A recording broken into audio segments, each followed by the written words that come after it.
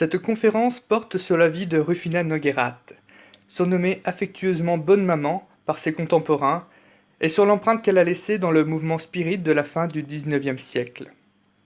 Ce mouvement, elle a largement contribué à le développer, par son travail inlassable et l'exemple qu'elle inspirait aux spirites de cette époque. Comme le souligne Malgras dans son ouvrage Les pionniers du spiritisme, les spirites du monde entier connaissent Bonne Maman. Contemporaine de Léon Denis et de Gabriel Delanne, avec lesquels elle entretenait par ailleurs de très bons rapports, son nom demeure pourtant peu connu parmi les spirites d'aujourd'hui. Les sources sur lesquelles nous nous sommes appuyés pour esquisser sa biographie sont principalement tirées des numéros de la revue Spirit, s'étalant de 1878 à 1908, ainsi que de son ouvrage La survie. Nous nous attacherons, au travers de cette conférence, à exposer les grandes lignes de sa vie et les épreuves qui l'ont amenée sur la voie spirit, ainsi que les divers travaux dont elle s'est occupée durant son existence. Rufina Temmerman naît le 10 octobre 1821 à Bruxelles, en Belgique. Ce début de XIXe siècle est marqué par des bouleversements politiques et sociaux. En ce début de siècle, les conditions du statut de la femme en France se sont dégradées. Bien que les femmes aient joué un rôle important durant la Révolution française, elles n'en ont que peu profité. Au contraire, la politique de Napoléon a restreint leurs droits, et l'infériorité naturelle de la femme est réaffirmée. Mais c'est également au cours de ce XIXe siècle que le terme féminisme va prendre naissance et que les premières avancées de ces revendications apparaissent. Le romantisme commence à prendre de l'importance en France. En cette année de 1821, Lamartine jouit déjà d'une certaine renommée, et Victor Hugo fait paraître son premier recueil lyrique. C'est aussi l'année où le chemin de fer est sur le point de servir au transport de voyageurs. La photographie apparaît. Le formidable essor scientifique et technique du XIXe siècle ne fait que commencer. Et le jeune Hippolyte Léon Denisard Rivail, futur Allan Kardec, a 17 ans et se prépare à embrasser sa carrière de pédagogue. Rufina est issue d'une famille aisée. Choyée par ses parents, elle a également un frère, Félix, auquel elle est unie par une profonde amitié. Elle entame d'abord ses études en Belgique et va ensuite les poursuivre dans une école de jeunes filles à Bonn, en Allemagne. Bonn possède également une université florissante et elle s'instruit et se façonne dans ce milieu scientifique, artistique et lettré, lieu de naissance de Beethoven. D'une grande beauté et d'une grande distinction, elle est recherchée et courtisée dans les soirées où elle se rend. Une nuit, elle rêve d'une de ces soirées, durant laquelle un jeune homme, d'une grande beauté, passe devant elle et vient lui adresser la parole, l'invitant à danser. Quelques jours plus tard, la scène se reproduit. Lors d'une soirée, un jeune homme, d'une ressemblance frappante avec celui de son rêve, s'avance vers elle, et sans lui avoir été préalablement présenté, lui adresse spontanément la parole et l'invite à danser. Elle apprend alors qu'il s'agit du frère d'une amie intime, Charles Nogueirath. Les circonstances font qu'ils ne se reverront que des années plus tard. Rufina retourne entre-temps à Bruxelles au terme de ses études. Comme la plupart des filles de son âge, issues de ce milieu aisé, sa vie se partage entre voyages, bals et fêtes. Mais malgré ses joies mondaines et l'affection de sa famille, elle n'est pas pleinement satisfaite. Il lui manque quelque chose. Elle est très attirée par l'art et se décide à aller s'installer à Anvers, en Belgique, chez des amis, afin d'y faire des études sérieuses de peinture. Or, nous sommes dans les années 1840, à une époque où le statut des femmes est très restreint et où les femmes peintres sont perçues comme marginales. Rufina montre déjà un courage certain. Elle n'hésite pas à lutter contre les préjugés mondains, accordant sa protection à ceux qui en pâtissent, ce qui lui vaut déjà d'ailleurs à cette époque le surnom de Mademoiselle Don Quichotte. En 1845, Rufina a 24 ans. Le docteur Charles Nogueirath, dont elle n'avait pas de nouvelles et qui revient d'Amérique, vient la demander en mariage. Outre ses talents de médecin reconnus, Charles possède une médiumnité assez particulière, qui lui permet de prédire avec précision la maladie et la mort des personnes qui pour le moment sont bien portantes. L'avant-veille de leur mariage, c'est en sanglotant qu'il la révèle à Rufina, lui annonçant qu'il sait qu'il va mourir dans 6 ans. Le lendemain, il a tout oublié, mais 6 ans plus tard, en 1852, sa prédiction se réalise et Charles de Guérat se désincarne.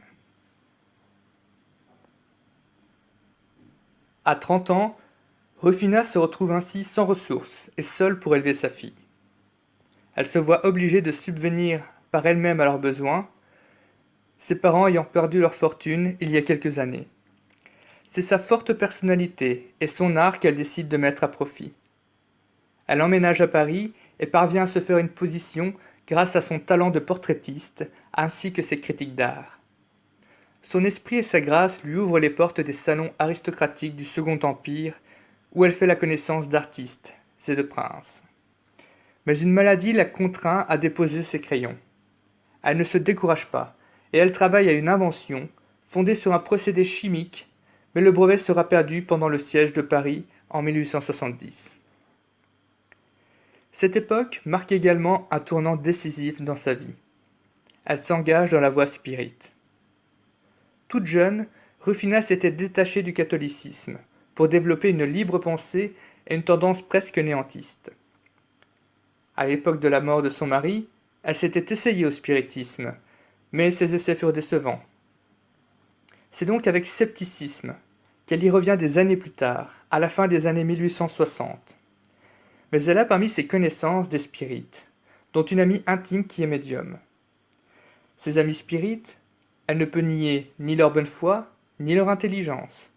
Elle commence donc à s'intéresser à l'étude du spiritisme, mais avec cette idée que celui-ci relève du surnaturel, voire de l'illusion ou de la fraude. Durant les premières années, elle l'aborde avec une certaine méfiance. Elle s'interroge, elle doute parfois. Mais au bout de quelques années, durant les années 1870, elle reçoit des preuves qui ne lui permettent plus de douter. Sa conviction devient alors absolue. Pendant ses 10 premières années d'études, elle aura observé des phénomènes de table, d'écriture directe, des incorporations, des lévitations, des apports, des matérialisations et des moulages qui en sont issus.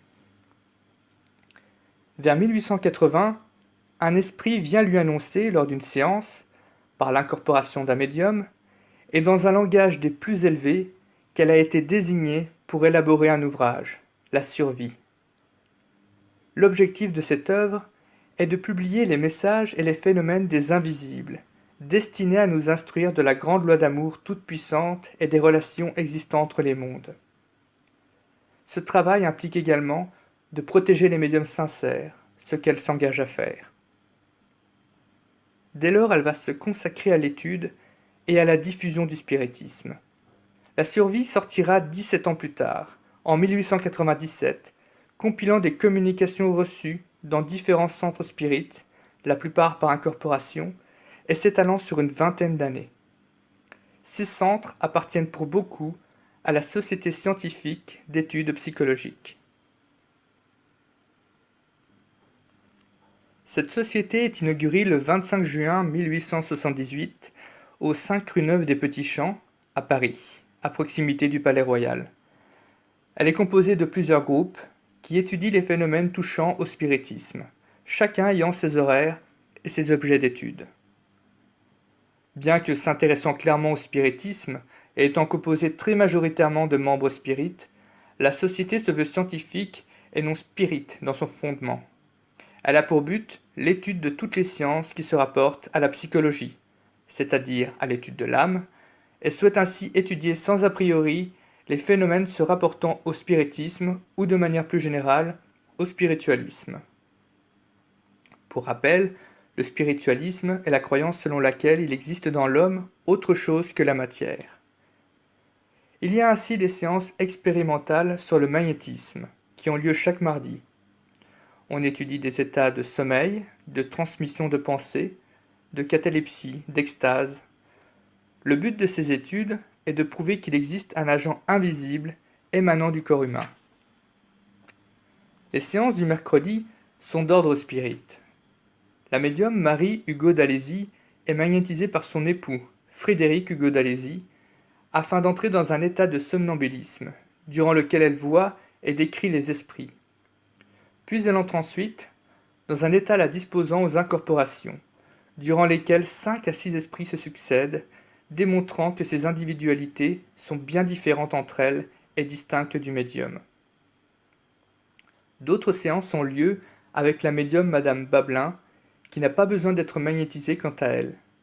Médium voyant, elle réalise des portraits d'esprits qu'elle ne connaît pas, mais qui sont reconnus par des membres de l'assistance.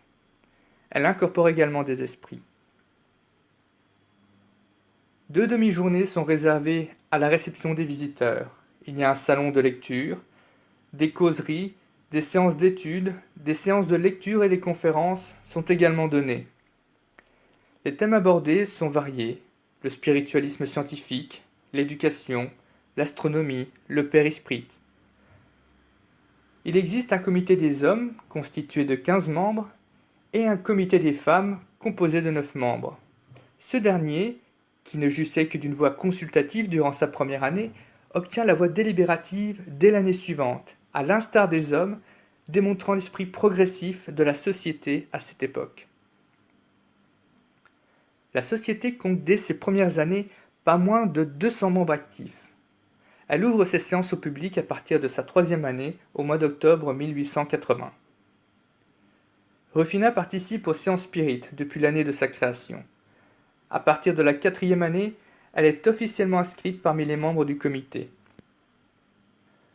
Nombre d'articles de la revue Spirit proviennent de membres de la société.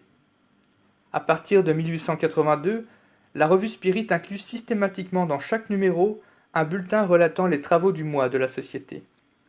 Cependant, en 1883, il est notifié que dorénavant, le bulletin de la société paraîtra le 15 du mois, tandis que la revue Spirit paraît le premier.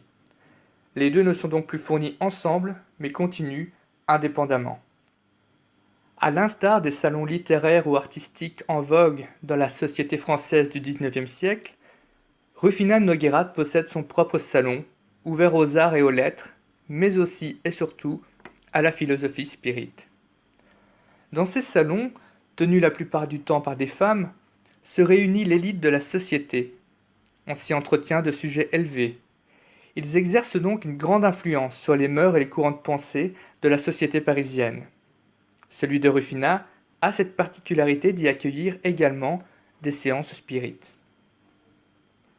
Son salon aura accueilli durant une 40aine d'années des personnalités littéraires et artistiques, des penseurs et des savants, et également des représentants de la grande presse. Parmi eux, on peut citer l'écrivain Anatole France, les savants Émile Duclos, directeur de l'Institut Pasteur, et Juno Ochorowicz, qui a travaillé notamment avec Charles Richet et le médium Eusapia Palladino.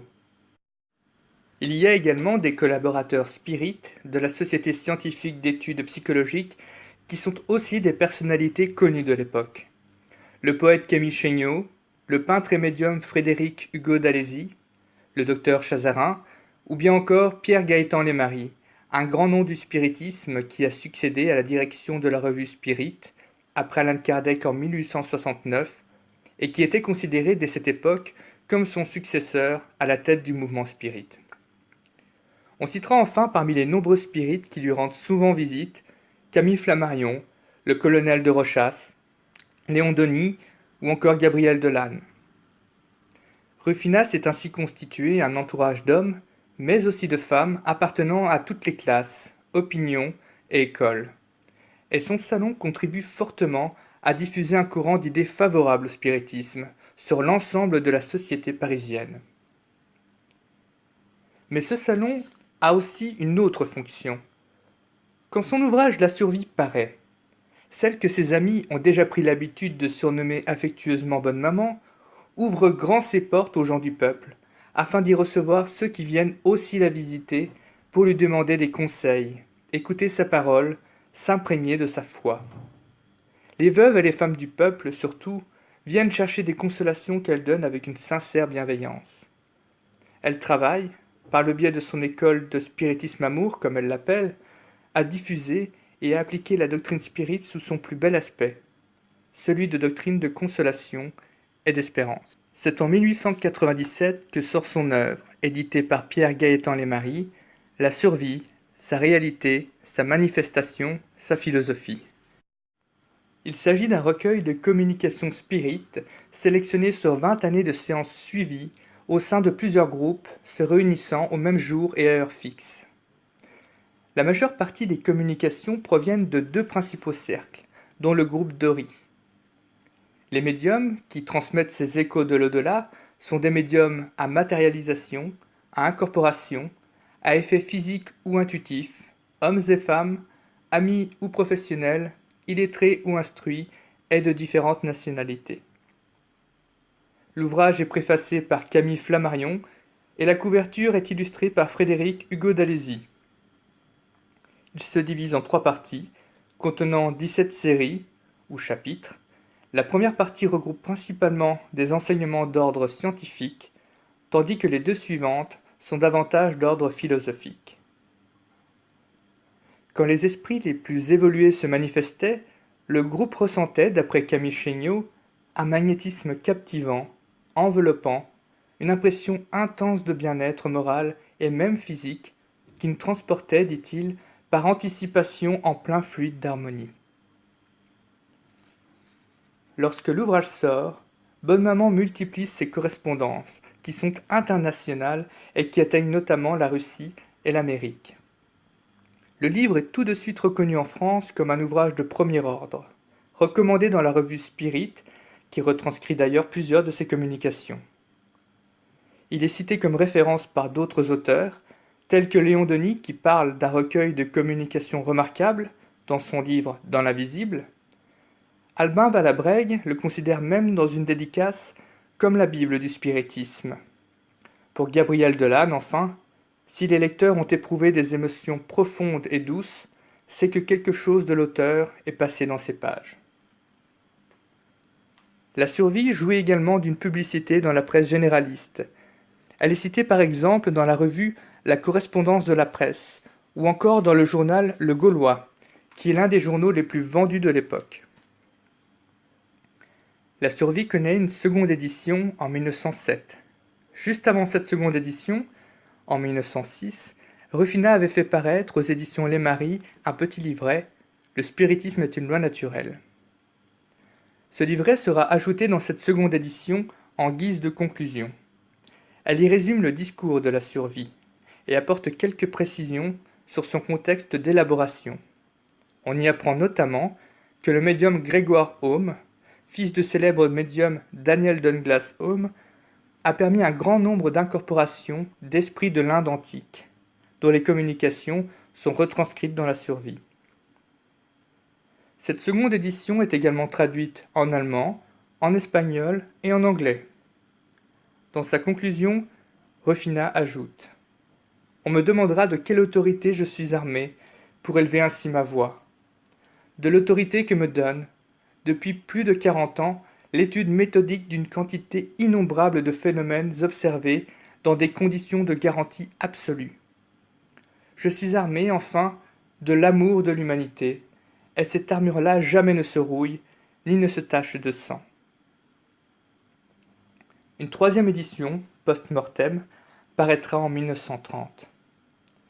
Ruffina n'écrira pas d'autres ouvrages, mais on trouve bon nombre d'articles écrits de sa main dans la revue Spirit, ainsi que dans la revue L'Humanité intégrale, dirigée par Camille Chéniaud, qui paraît un mois sur 2 entre 1896 et 1901. Elle a également été publiée dans la revue Scientifique et morale du spiritisme de Gabriel Delanne. Ruffina était engagée dans toutes sortes de luttes en faveur de l'humanité. Elle fait dans un article de l'Humanité intégrale de mars 1897 le procès de l'antisémitisme qui prend de l'importance en France, un an à peine avant l'explosion de l'affaire Dreyfus. Cet article est écrit en réaction à un génocide qui vient d'avoir lieu en Orient où des Arméniens juifs se sont fait massacrer sous couvert de haine raciale et religieuse. On retrouve par ailleurs dans la survie des communications condamnant ces haines, et Ruffina commente elle-même « La persécution est une des hontes de l'humanité. et elle ajoute qu'il n'est point de progrès possible sans union, sans harmonie. Les veuves et les femmes du peuple, on l'a vu, bénéficiaient également d'une particulière bienveillance de la part de Rufina. Dans l'Humanité intégrale, elle fait un appel vibrant en faveur de la Ligue des femmes pour le désarmement international. Elle met en exergue le fait que les femmes ont un rôle primordial à jouer dans la régénération de l'humanité par l'éducation de leurs enfants. À nous, femmes, sœurs, écrit-elle, épouses et mères, de continuer l'œuvre des grands bienfaiteurs de l'humanité. Cet aspect militant en faveur des femmes se retrouve dans la personnalité même et dans les choix de Rufina. N'a-t-elle pas choisi, plus jeune, de se lancer dans la voie artistique, accaparée par la jante masculine, bravant courageusement les inéluctables interprétations de la société? Rufina n'a jamais reculé face à la difficulté, et quelle que soit la cause qu'elle défendait, elle la défendait vaillamment. Les médiums avec lesquels elle a travaillé ont souvent bénéficié de cette protection. Rufina désarme bien des fois la critique, imposant silence aux railleurs.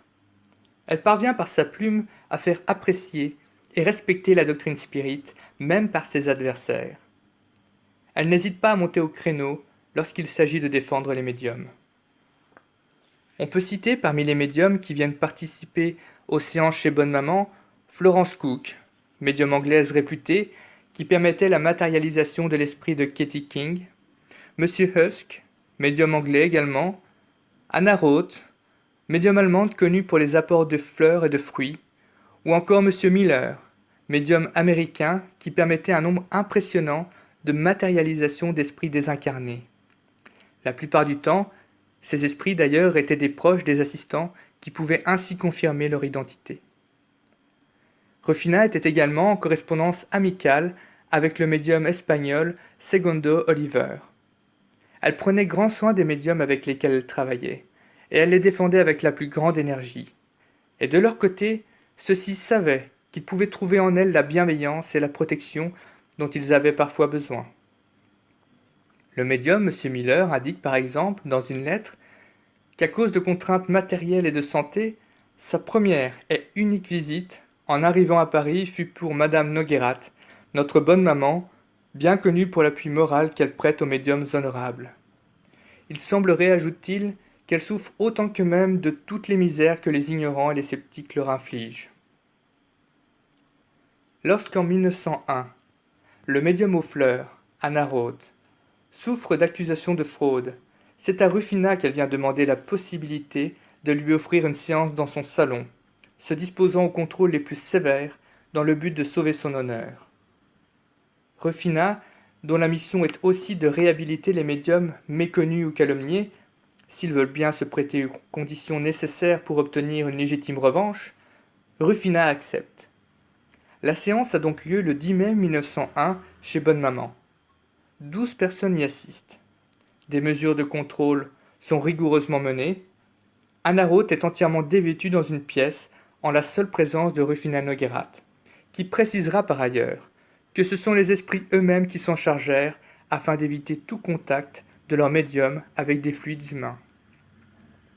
Elle se revêt ensuite de sa seule chemise, qui a été inspectée et secouée, et que Rufina affirme ne pas pouvoir contenir de bouquets de fleurs, de portraits ou de livres, comme on l'en accusera par la suite.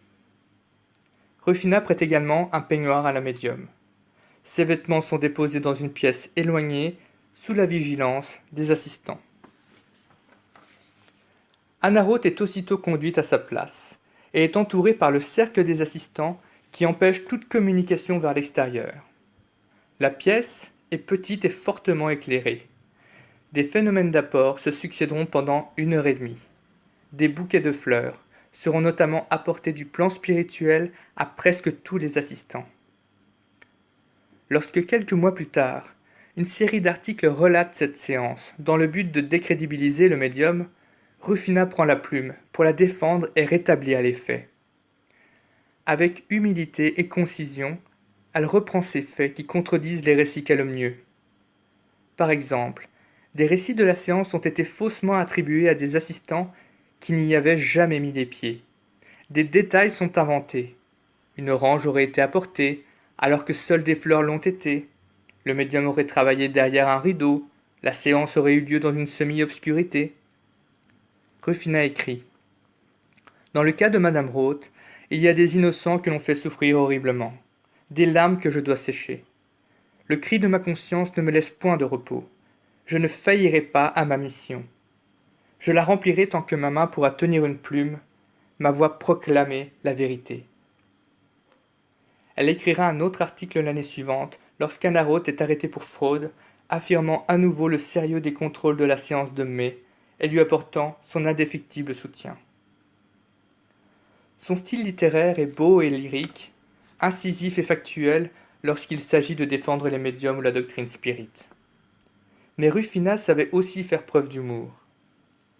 Face aux arguments toujours plus extravagants des sceptiques, elle raconte une anecdote. Un assistant incrédule, qui avait amené avec lui 2 ardoises ficelées et cachetées, demande si un esprit pourrait répondre à une pensée non exprimée. Bientôt, une réponse s'inscrit par écriture directe entre les 2 ardoises ficelées. À sa question mentale, « Pleuvra-t-il demain ?» le message répond « Oui, monsieur, je crois qu'il pleuvra demain. » Rufina commente « Je demande à mes lecteurs s'ils connaissent un crayon assez génial par lui-même pour répondre aussi clairement à une question mentale spontanée. » En octobre 1901, Rufina Noguerat fête chez elle, rue Milton, ses 80 ans. Dans son petit appartement, décoré d'une multitude de fleurs pour l'occasion, elle est entourée de sa fille et de ses 2 petits-enfants, et reçoit un grand nombre d'amis et de spirites venus lui témoigner leur estime et leur affection. On lui offre et lui fait la lecture d'un album contenant une 50aine de feuilles, portant chacune un dessin, un poème, un mot sympathique provenant de ses nombreux amis, absents ou présents ce soir-là. Parmi eux, on peut citer Gabriel Delanne, le colonel de Rochas, ou encore Léon Denis, qui la surnomme affectueusement la bonne fée du spiritisme. Un autre ami, le commandant Bérat, la compare à l'apôtre Jean, qui dans son âge avancé répétait « Mes petits-enfants, aimez-vous les uns les autres ». Il termine sa pensée en demandant à Dieu de conserver encore de longues années notre chère bonne maman pour la paix, la concorde et l'union des spirites. On célèbre également la jeunesse et la vigueur que son esprit a su garder. Le commandant Mantin, dans un poème, lui écrit « Votre esprit a 20 ans et votre humeur charmante, aux yeux de vos enfants en efface 60. » À 80 ans, ses forces physiques déclinent, mais ses facultés intellectuelles conservent une vitalité incroyable. Lorsque Malgras a l'intention d'élaborer son ouvrage « Les pionniers du spiritisme en France », il vient demander en premier lieu conseil et avis auprès de la doyenne des spirites, âgée de 84 ans, qui l'accueille avec sa gentillesse caractéristique. Il écrira dans l'ouvrage en hommage à celle-ci « Son activité est inlassable et sa vigueur intellectuelle entière. Elle est l'âme du mouvement spirit contemporain. » Dans ces dernières années, elle fait encore beaucoup de propagande chez sa fille, qui œuvre également dans un cercle spirit. Mais sa faiblesse extrême la contraint à prendre du repos après ses entretiens de chaque jour, et elle n'a plus la force d'écrire à ses amis. Pourtant elle sent qu'il lui reste encore des forces à dépenser pour consoler les affligés. Elle continuera jusqu'au dernier moment à écrire pour la revue Spirit. Son dernier article sur le magnétisme paraît en mars 1908, soit le mois précédant sa désincarnation. Dans le même temps, c'est avec une joie et un honneur immense qu'elle accueille une enquête menée sur le spiritisme par le journal Le Matin, qui est à l'époque un des 4 plus grands quotidiens français. Sa voix elle est ainsi portée dans la grande presse, contribuant à diffuser le spiritisme plus largement dans le monde. C'est dans l'après-midi du 15 avril 1908 que Rufina Noguerat se désincarne, à l'âge de 87 ans, quelques jours seulement après la publication de son entretien avec un rédacteur du Matin. C'est avec un sourire angélique qu'elle dit au revoir à sa fille et à ses petits-enfants, en prononçant ses ultimes paroles. « Quelle lueur éblouissante m'environne !» Le cercle Allan Kardec dont Rufina était présidente d'honneur depuis sa création 1 an plus tôt, ferme ses portes les jours suivants en signe de deuil. Durant quelques jours se succèdent dans son salon tous ses amis et admirateurs venus lui rendre hommage et la couvrir de lilas et de violettes, ses fleurs préférées. Puis ses obsèques ont lieu au cimetière du Père-Lachaise.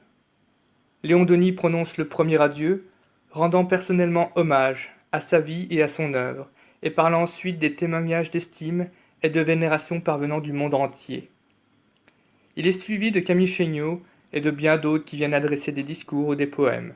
Parmi ceux-ci, un poème dicté dans la nuit même à un médium, par l'esprit désincarné d'un vieil ami de bonne maman, parle de l'émotion qu'elle a ressentie lors de son accueil dans le monde spirituel par ses amis qui l'y ont précédé.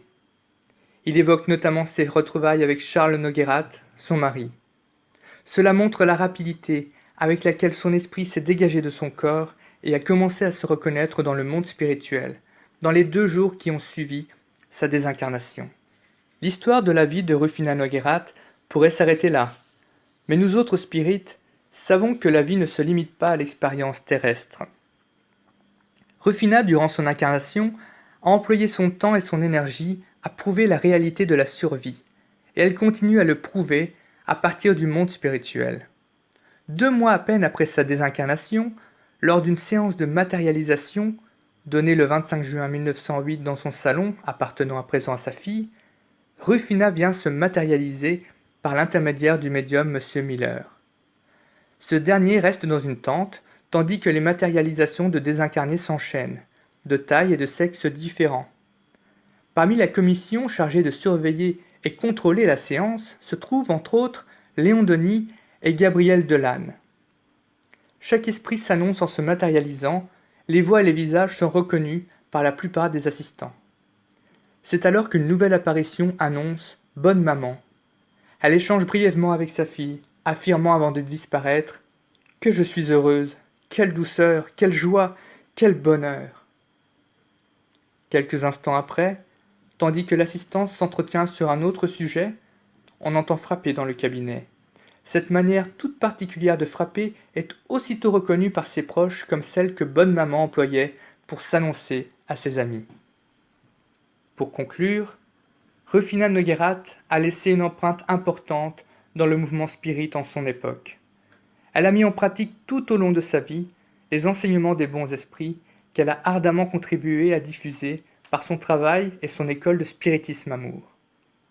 L'œuvre de cet apôtre du spiritisme, ainsi qu'elle a été désignée par ses contemporains, se poursuit encore aujourd'hui, plus d'1 siècle après sa désincarnation. En effet, c'est Rufina Noguerat qui sera à l'origine des réunions d'aide spirituelle, qui sont largement répandues dans les groupes spirites du monde entier. D'autre part, son ouvrage, La survie, contient des enseignements de la plus haute portée, et bien qu'il soit aujourd'hui difficile à se procurer, devrait figurer parmi les ouvrages de référence pour tout spirit cherchant à étudier de manière approfondie la doctrine spirit. Enfin, son œuvre se poursuit, actuellement, à travers le centre Léon Denis et Rufina Noguerat, qu'elle dirige aux côtés de l'esprit de Léon Denis, afin de diffuser le spiritisme et d'apporter la consolation aux affligés.